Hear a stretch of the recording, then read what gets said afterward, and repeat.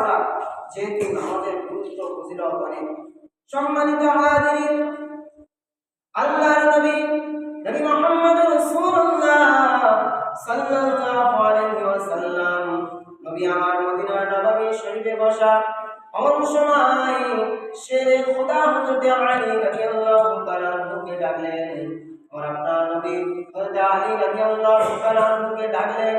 ডাক দিয়ে সমস্ত সাহাবী হুজুররা আছে, আমার আপনার নবী বলছেন, ও বাবা আলী, তুমি কি বিনা হিসাবে আল্লাহর দয়ার জান্নাতে প্রবেশ করতে চাও? যদি আমাদের কেউ যদি বলে তাহলে আমাদের খুশি হবে না, আনন্দ হবে না? আলী রাদিয়াল্লাহু তাআলা খুশি, আরে বাহ, বিনা হিসাবে আল্লাহ রাসূল বলছে দয়ার জান্নাত, তিনি বড়ই খুশি আনন্দিত হয়ে গেলেন। এমন সময় হযরত আলী রাদিয়াল্লাহু তাআলা বললেন, ইয়া রাসূলুল্লাহ, ইয়া হাবিবাল্লাহ, আমি তো বিনা হিসাবে আল্লাহর দয়ার জান্নাতে যেতে চাই, আমি তো আল্লাহর দয়ার জান্নাতের সমূহ দেখতে চাই। হযরত এমন সময় নবী করিম সাল্লাল্লাহু আলাইহি ওয়াসাল্লাম বলেছিলেন, ও বাবা আলী, তুমি যদি আল্লাহর দয়ার জান্নাতে বিনা হিসাবে প্রবেশ করতে চাও, তাহলে তোমার প্রত্যেক দিন ঘুমানোর আগে 4000 করে টাকা আল্লাহর রাস্তায় দান করে তোমার প্রত্যেক দিন ঘুমাতে হবে। কত হাজার? 4000 টাকা। কোন সময় হযরত আলী রাদিয়াল্লাহু তাআলা চুপ করে গেলেন। আমার সপ্তাহ পর সপ্তাহ খাওয়া হয় না, 2 দিন 3 দিন করে খাওয়া হয় না, আমি আলী 4000 টাকা করে কোথায় পাবো জানি আল্লাহর রাস্তায় দান করব? এমন সময় হযরত আলী রাদিয়াল্লাহু তাআলা বললেন, ইয়া রাসূলুল্লাহ, ইয়া হাবিবাল্লাহ, বিআদ বিমা করে দিন। ইয়া রাসূলুল্লাহ, ইয়া হাবিবাল্লাহ, আমি আলী, আমার দিনের পর দিন খাওয়া হয় না, আমি উপোস থাকি। ইয়া রাসূলুল্লাহ, ইয়া হাবিবাল্লাহ, আমি প্রত্যেক দিন 4000 করে টাকা কোথায় পাবো যে আল্লাহর রাস্তায় আমি দান করে যাব? এমন সময় আমার আপনার নবী বলেছিলেন, ও বাবা আলী, যদি তোমার এটা সক্ষম না হয়, আমার আল্লাহ পাক বলেছে, তুমি যদি প্রত্যেক দিন ঘুমানোর আগে পবিত্রতা অর্জন করে ওযু করে এসে যদি বা বিসমিল্লাহর সাথে 4 বার সূরা ফাতিহা শরীফ পাঠ করো, আমার আল্লাহ পাক ওই 4000 টাকা সমাপন করে দেবে। সুবহানাল্লাহ। আল্লাহ তোমার ওই 4000 টাকাটা আল্লাহর রাস্তায় দান করতে হবে না, তুমি যদি সূরা ফাতিহা শরীফটা 4 বার যদি পড়ো বিসমিল্লাহর সাথে, আমার আল্লাহ পাক ওই 4000 সম্পূর্ণ করে দেবে। অর্থাৎ আমার আল্লাহ তোমার দয়ার জান্নাতে বারাকাত দিবে। সুবহানাল্লাহ। আমাদের কত সহজ ভাবে আল্লাহ রাসূল আমাদের জন্য কত সহজ পথ দিয়ে গেছে, কিন্তু আমরা সহজ ভাবে নিতে পারি না, আমরা বেঁকিয়ে বেঁকিয়ে নিচ্ছি। কিন্তু দিনটা ইসলামটা সহজ, কিন্তু আমরা সহজ ভাবে আমাদের কাছে নিতে পারি না।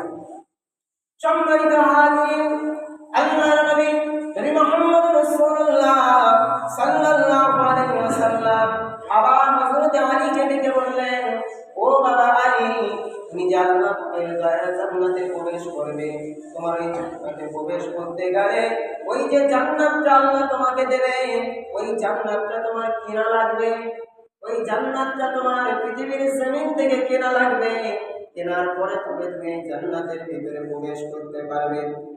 আলী রাদিয়াল্লাহু তাআলা বললেন, ইয়া রাসূলুল্লাহ, ইয়া হাবিবাল্লাহ, আপনি তো বলেছেন জান্নাতের এক একটা মূল্য এত মুক্ত দিয়ে সাজানো আছে।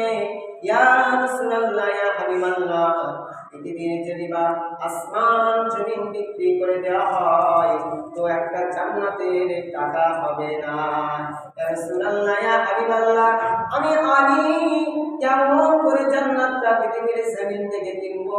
এমন সময় আমার আপনার নবী বলেছিলেন, ও বাবা আলী, তোমার টাকা দিয়ে কিনতে হবে না, আমি রাসূলুল্লাহ আমার উপরে যদি মহব্বতের সাথে 10 বার যদি দুরূদ শরীফ মহব্বতের সাথে পড়ো, আমার আল্লাহ পাক ওই জান্নাত কেনার টাকাটা পরিপূর্ণ করে দেবে। সুবহানাল্লাহ।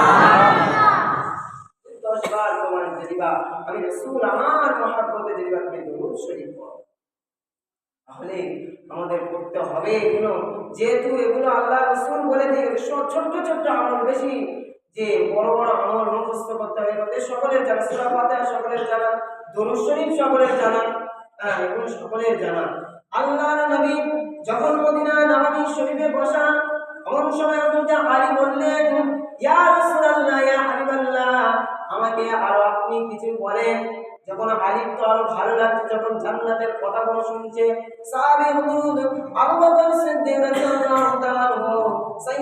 ওমর রাদিয়াল্লাহু তাআলা সকলে উসমান গনি সকলে তো খুশি আনন্দ আর বলছে আজকে রাসূলুল্লাহর বায়ানটা আজকে রাসূলুল্লাহর জলসাটা লাইনে আছে রাসূলুল্লাহ আজকে জাহান্নামের কথা বলেনি জান্নাতে যেতে হবে কত সহজ ভাবে রাসূলুল্লাহ সে বায়ানগুলো শোনাচ্ছেন এমন সময় আলী বলেছিলেন ইয়া রাসূলুল্লাহ ইয়া হাবিবাল্লাহ আপনি আমাকে আরো কিছু ওই সুসংবাদ আমাকে দাও কোন সময় আমার আপনার নবী বলেছিলেন ও বাবা আলী কিয়ামতের ময়দানে সেদিন কোনো পানি পাবে না কিয়ামতের দিনটা বড় ভয়াবহ হবে সূর্য মাথার কাছে লেগে আসবে আর কোনো পানি পাবে না কোনো ছায়া পাবে না একমাত্র আল্লাহ পাকের আরশের ছায়া ছাড়া আর আমি রাসূলুল্লাহ হাউজে কাউসারের পানি ছাড়া আর কিছু পাবে না আর ওই হাউজের কাউসারের মালিক আমি আমার আল্লাহ পাক আমি রাসূল আমাকে বানাবে বাবা আলী তুমি যদি বা ওই কিয়ামতের ময়দানে আরশে সবাই যদি দাঁড়াতে চাও আমি রাসূলুল্লাহ আমার হাতে যদি হাউজে কাউসারের পানি পান করতে চাও অর্থাৎ আমি রাসূলুল্লাহ যে জায়গায় বসে নাস্তা করব অর্থাৎ ইফতার করব এই খানজাই দস্তরখানায় যদি তুমি বসতে চাও তাহলে তোমাকে পৃথিবীর জমিনে ভাই ভাই ঝগড়া লেগেছে গ্রামবাসীরা ঝগড়া লেগেছে এগুলো তোমার ঘুমানোর আগে মিটিয়ে দিয়ে তারপরে তোমাকে ঘুমাতে হবে সময় আলী বলেছিলেন ইয়া রাসূলুল্লাহ ইয়া হাবিবাল্লাহ গ্রামে কি প্রত্যেকদিন ঝগড়া হয় কখন রাতে মিলে কখন তার ঝগড়া হবে ইয়া রাসূলুল্লাহ ইয়া হাবিবাল্লাহ আমি আলী কি করে বুঝবো কোন সময় আমার আপনার নবী বলেছিলেন ও বাবা আলী তুমি যদি বা প্রত্যেকদিন 3 বার আস্তাগফিরুল্লাহ পড়ো আর পড়ে যদি ঘুমিয়ে যাও আমার আল্লাহ পাক রব্বুল আলামিন ওই ঝগড়া থামাতে দিতে তোমার আর হবে না তোর পরিপূর্ণ সব তোমায় দিয়ে দেবে সহজ সহজ সহজ আমার ভাইজানেরা আল্লাহ পাক আমাদেরকে এই আমলগুলো করার তৌফিক দান করুন আল্লাহ পাক আমাদেরকে নামাজি বানিয়ে দিন আল্লাহ পাক আমাদেরকে বলার থেকে শোনার থেকে বেশি বেশি করে আমল করার তৌফিক দান করুন আমার ভাইজানেরা জন যুবক ভাইরা আপনারা মসজিদে আসবেন যেহেতু যুবকদের আমরা আল্লাহ বড়ই পছন্দ করেন একটা যুবক যদি আল্লাহ রাসূল বলছে একটা যুবক যদি ইশারের নামাজ জামাতের সাথে পড়ে গিয়ে ঘুমিয়ে পড়লো আবার যদি ফজরের নামাজটা জামাতের সাথে আদায় করে একটা বয়স্ক লোক যদি সারা রাত দাঁড়িয়ে দাঁড়িয়ে নফল ইবাদত করে জন ছেলেটা ঘুমিয়ে ঘুমিয়ে সেই সব পাবে জোরে বলেন সুবহানাল্লাহ